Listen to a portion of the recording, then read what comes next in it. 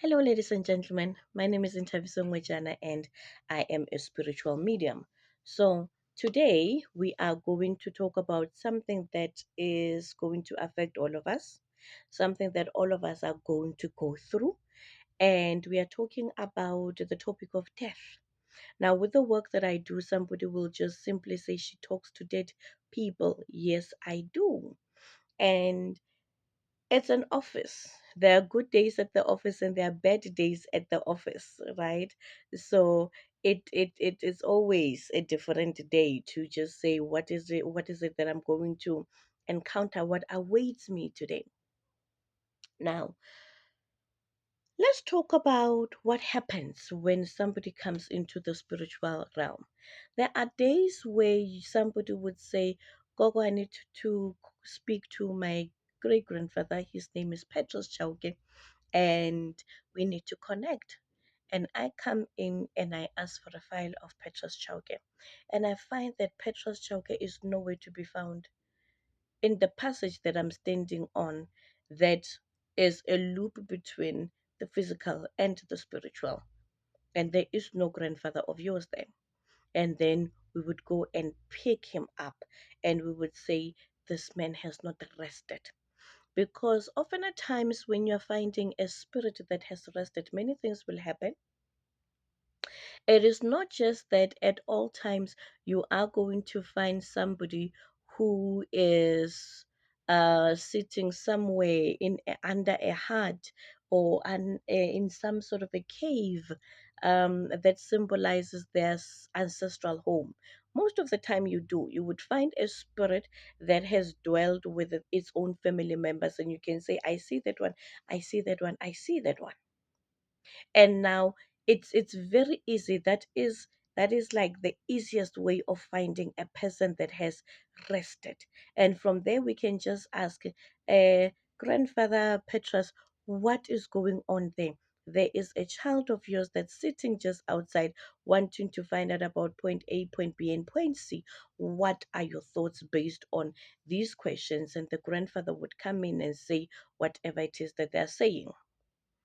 And again, like I keep on emphasizing, the personalities of the people matter a lot, because each person hardly ever changes their personality. They might be changing, they might be having a paradigm shift because now they are having another deeper sense of, oh, this is what happens to my lineage post death. And now there are other things, there are other teachings that you'd find that the spirit has not been as exposed to while they are alive, but when they are on the other side, they are getting a clearer picture. And that is why you would find other people saying, please go and uh, do some libation with alcohol. And somebody will say, but my grandfather never used to. But it's not about him, it's about the system that he finds himself in. Now, there are other people who, you know that they need a little bit of assistance to rest well.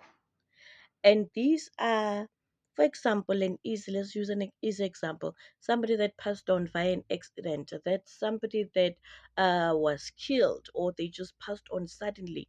They still have a lot of reconciliation to do. They still have a lot of acceptance to do in order for them to agree that indeed I have passed on, right? And so that is when we would then say, take leshasha, take a branch of a tree of mokalo, sakhalwana. Other people will call it sakhalwana. Take a branch of a tree and go to the accident scene. And then everywhere where the body is going to be, you move with this thing and you tell the body where you are at, why are you here, and where you are ultimately going. So if a person dies on the side of the road, then you take the branch of mokalo or sakhalwana, and then you are going to say to the spirit of a person, Belabi, let's say their name is Belabi. Belabi, I, I'm sorry. And by the way, Kalana also cures any issues that have to do with the chest. You can can actually drink it.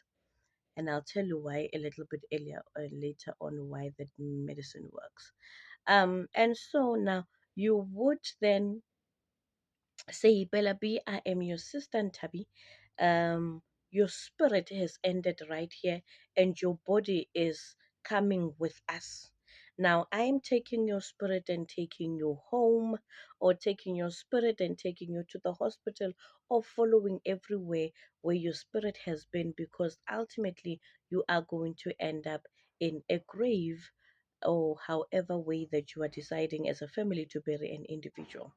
So at all times, you are speaking to the spirit of the person that has just passed on so that they are aware, and you help them condition their mental state, right? Their spiritual mental state, if I can put it in that way.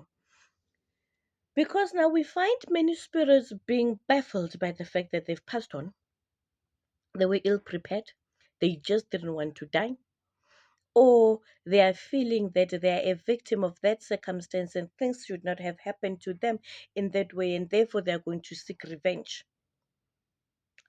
Whatever their whatever the discourse is in their spiritual mind, in their spiritual atmosphere would be. But as the person who is a facilitator of helping this person to move from from a physical world into a spiritual world, it is your duty to speak to them consistently until the day of the burial. Now you must remember that when you are born, you are shooting straight out of the spiritual realm, poof, via that passage, and you pop into the physical realm. And now, when you come out of the physical realm, you still need to go into the passage, but now you've outgrown the passage. You're way bigger than the passage that you came in, right? And so, somebody still needs to pull you into another passage so that you can end up in the spiritual realm and rest in peace. Rest in peace. So, resting in peace is not an automatic, it's not a wish. It's not a wishful thinking. When somebody passes on social media, oh, RIP, immediately you just grab somebody's face and RIP. But what does that really mean? How do we ensure that you are coming out of this world, and now we just want you to automatically rest in peace because you have gone on to the other realm? So who does what? Who helps you to transition into the next realm? Now sometimes we go out into the spiritual realm and we find a person saying, I have not rested, I am actually in somebody else's house. As you are passing there, I see you as my child, and at night I come in and I eat the same food that you do. Then we understand that the spirit of that person has been tampered with. So clearly, this person has not rested in any kind of peace. And so, when a person dies at home, what do we do? I've never seen a dead body that was my responsibility to bathe it, or to arrange a funeral in that way. I've always been a child in a family where there has been grief.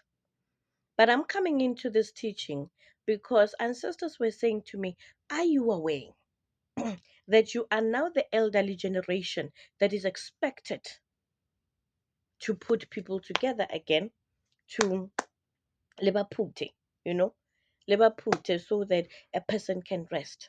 And so many things have been done. One, you find that a person has passed on right on top of their bed, and we just call the police and we call the medics and we do everything else, and the person goes. We have not said anything to the spirit, but the spirit still lingers on in the very same house. And so after that, we call people, Mang Mang Mang has passed on, and a lot of people would just fill in the space without us as family members putting a spiritual fence, because a spiritual incident has just happened in this home.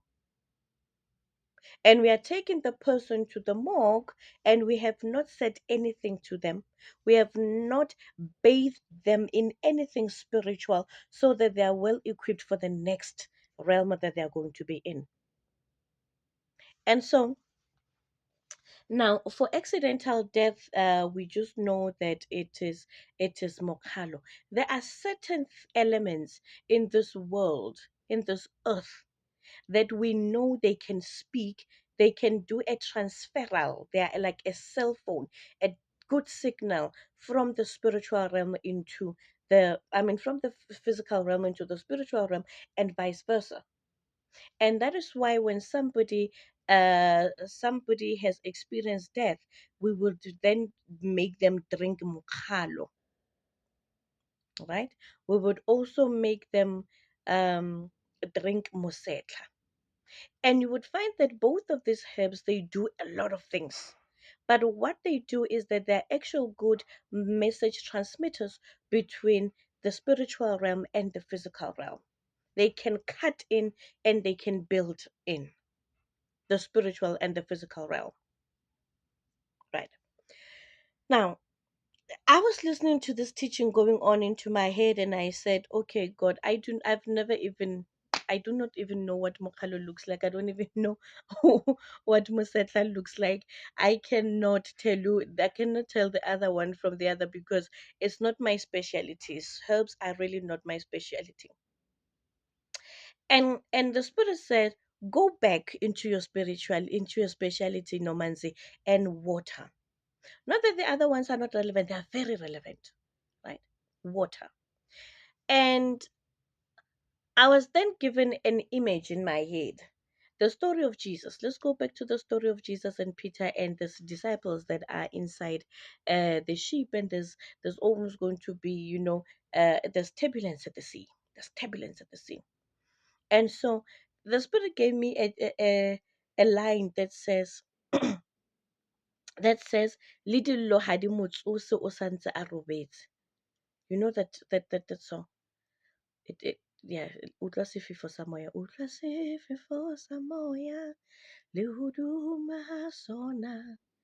So hare se re timela Jesu utla thapelo a kgalemela lewatle khutsa khutsa hle sefefo sa basathula khuthala khutsa hle. Right, right, that one. Now there's a line where it says, Lidilo hadi mutsose o santse robetse. Lidilo hadi mutsose. Meaning that you can be in a situation where you are so heartbroken that even your tears cannot help you to transact anything in the spirit. To transact anything in the spirit. Now, if you're looking at the sea, it was peaceful. Jesus was just going along on the yard here, there, and sipping on his mimosa with the crew and everything else, and suddenly he falls into peace. He falls into deep sleep. So much that even when he is sleeping, even when the turbulence comes in, even when the turbulence of the sea comes in, he's still in perfect peace. And so the spirit that is making the sea cantankerous, the spirit that is making the sea to be unsettled, it is the spirit that is being suffered by everybody else that is in the sea. And it's possible that you can be in the ship and in the sea with everybody else, and they have peace and you do not. Now, the majority of those people did not have the peace, and Jesus had the peace. And I was listening to this and I said, I do not understand. And they say to me, when finally they wake him up, because the cries were not helping, the tears were not helping. Oh, we're going to die. Oh, we're going to die. Oh, Parajay, come and help us. They were not helping. But when somebody actually spoke and said, hey, Jesus, we are dying. Wake up. Then he wakes up. And they say when he wakes up, he reprimands the sea. So he reprimands the spirit that was disturbing the flow of them moving somewhere else where they were ideally were supposed to be at. And therefore, when you need to make this transition, somebody needs to speak and somebody needs to reprimand, because now you are coming into our readings and saying, did was the death of my mom a godly death, or was there a third hand involved in it? And to that, Badimu was saying somebody needs to speak into the water at the sea, so that when you bring it into somebody else's body, it can bring in the peace. And so, if you are looking at this Braje of mine, my Jesus, and he is there being peaceful in the same atmosphere where there is turbulence, it tells you that you could be in one place and there could be two conflicting spirits until somebody reprimands and talks to the water so that it be still. And the spirit said, Tabi, you are dealing with a lot of people who do not want to dabble in the issues of African spirituality because they lack the information.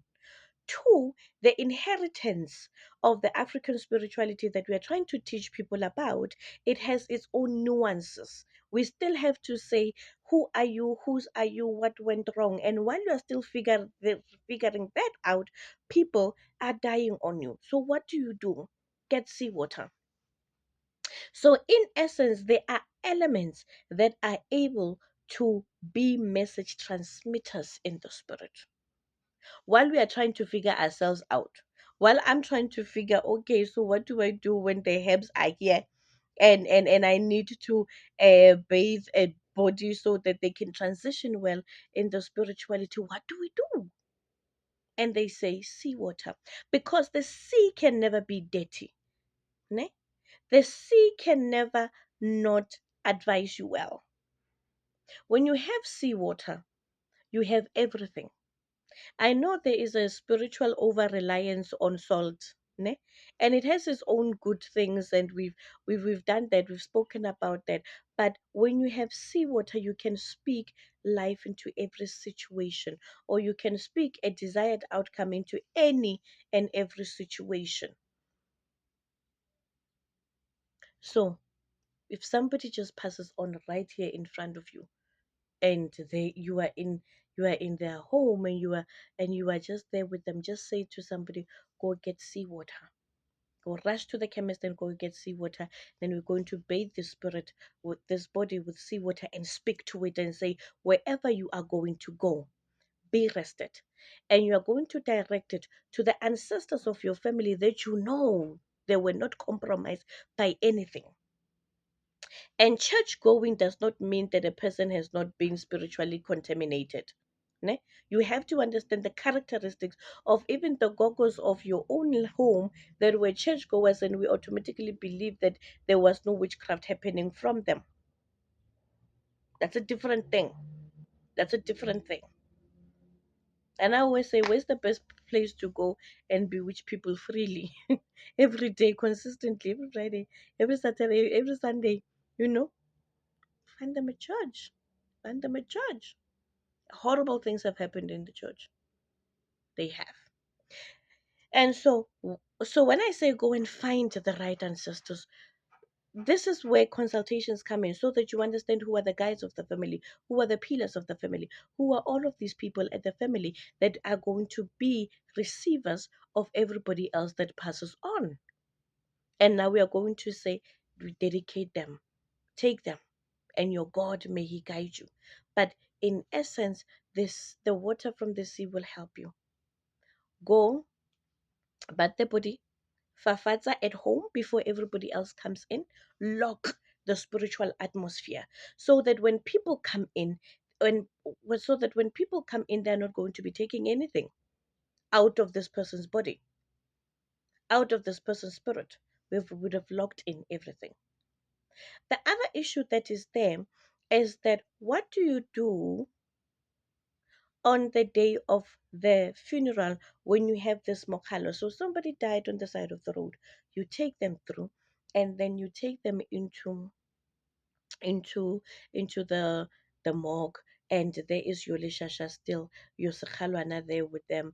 And then what do you then do? You then bring it home. You don't put it right in the house. You put it outside where it's going to be protected. Maybe it's say the garage, somewhere where it's going to be protected. Inside of it, you are going to put coarse salt in the plastic that is there, so that there is neutral energy. You neutralize the energy, and so that nobody can come in and temper and speak to the lishasha and say whatever they want to say to it. That's one. On the day that the person has died and we are burying the person, make sure that again you put in seawater just after the periods have dug, just after the people have arranged for the hole, right, who have dug the hole. Then you put seawater. Even if as siblings one child is going to leave there, the service, and go and put in seawater before the masses come, because we do not know what people are putting in the soil as they are coming in, and then putting the soil, and we say mum mum, so soil will go to the soil, ash will go to the ash, right? Ashes to ashes, soil to soil, whatever uh, that the scripture is saying whenever we are burying people, because it is that atmosphere of the Luwatli. If there was turbulence, it will bring peace. Some people have passed on and they still want to be vengeful, and that is how their spirits choose to be. We cannot dictate what the spirit needs to do. And some people, you find that they were sacrificed and they still need to fight for the remainder of the family. And how do we give them the fight? We tap into the turbulence of the same sea that can exist with two atmospheres in one place.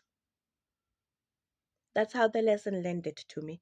I do not know how it will land into your ears. Because most of us are really trying to figure life out, and it is happening as we're trying to figure it out.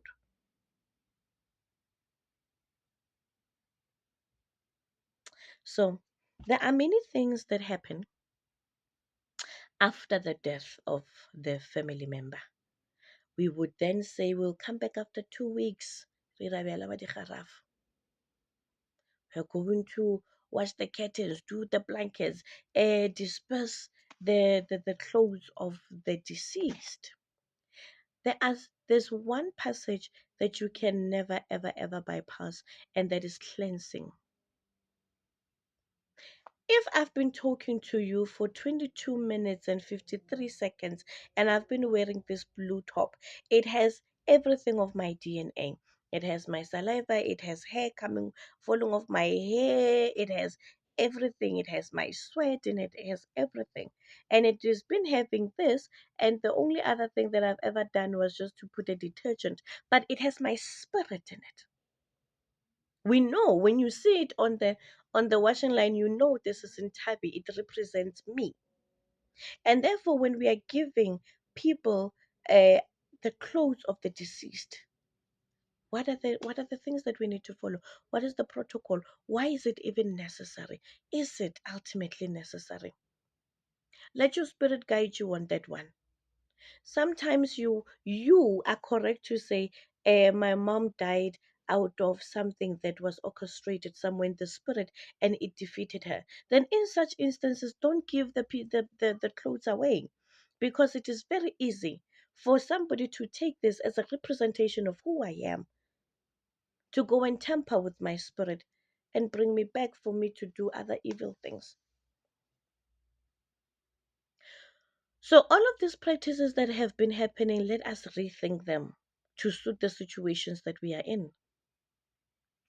There are other people who normally get themselves into inherited problems of the dead. I take this garment. I've inherited the issues of this person, and now I'm wearing them for myself, to myself.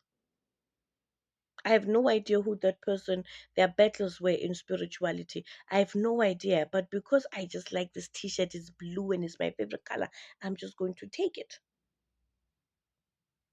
Cleanse, cleanse.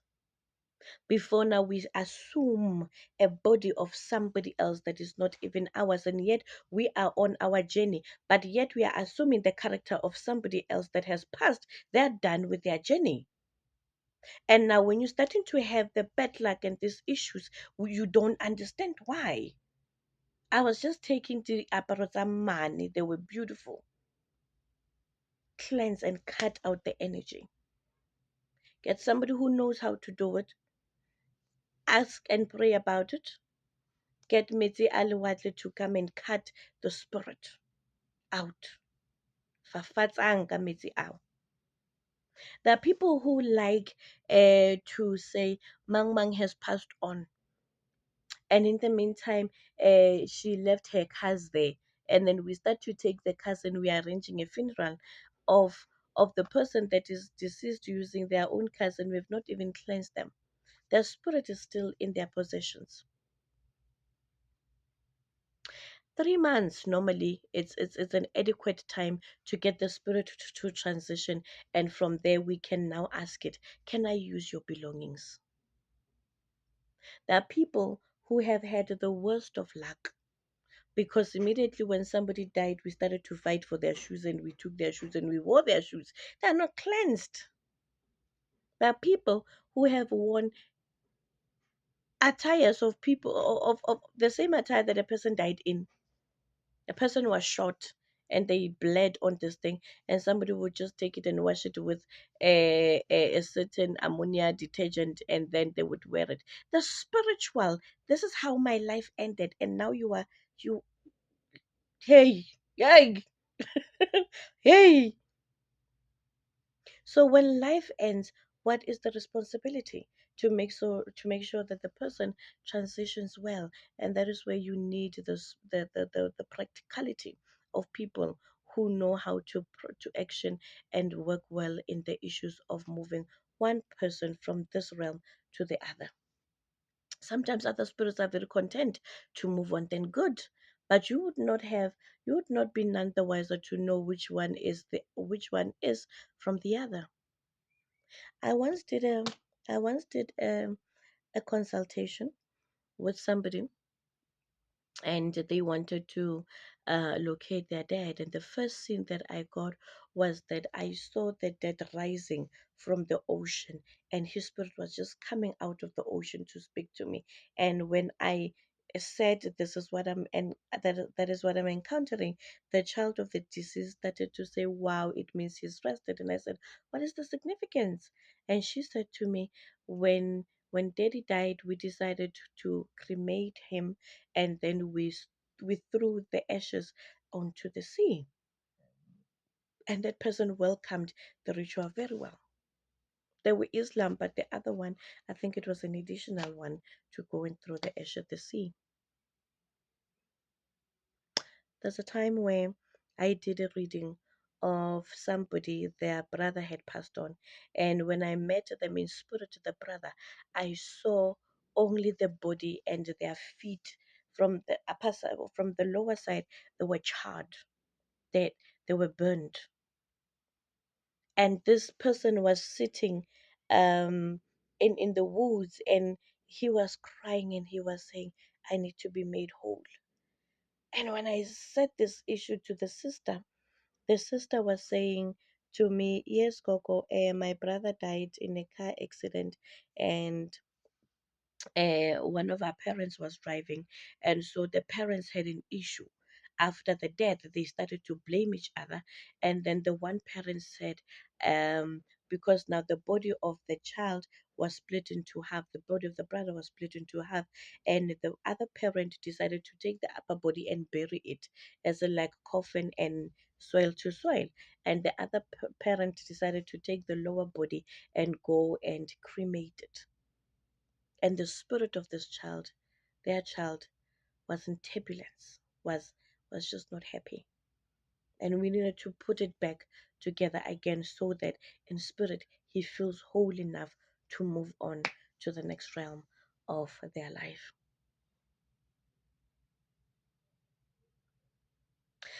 And so You do not know how you are going to end up in the spiritual realm, whether you are going to just outright accept your death, whether there's going to be a soul demand on your spirit to go and fight, whether there is going to be where your death becomes a peace making transaction. There are other people who have passed on because they needed to take the they needed to take the rep for everybody. They needed to take one for the team, and they've been so soulful, so astute enough to want to do that. But at the end of the day, we need to make sure that everybody rests in peace. Now, that so when a soul has rested in peace and it can move all around this entire galaxy. There's a spirit that I once visited, and she was living somewhere in Rasukukune. But when I was finding the spirit of a mother to a client, she was in Alaska, dressed in beautiful garments, and it was cold, and she was showing me the mountains of Alaska and the dogs, and she was saying, I'm okay, I'm happy. Can you imagine that I did not imagine to find a spirit that died in Skukuni and in Alaska, but they were busy continuing in other realms and other lives because the time has ended. But now she was liberal enough to move into any other space.